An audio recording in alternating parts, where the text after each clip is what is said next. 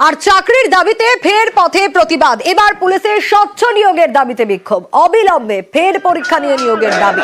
প্রশ্ন ফাঁস, ওবিসি জট সংরক্ষণ বাতিলের দাবি। নিয়োগের দাবিতে শিয়ালদা থেকে ধর্মতলা পর্যন্ত মিছিল। চাকরির দাবিতে আবারও পথে প্রতিবাদ। প্রশ্ন ফাঁস, ওবিসি জট সংরক্ষণ বাতিলের দাবি। নিয়োগের দাবিতে শিয়ালদা থেকে ধর্মতলা মিছিল।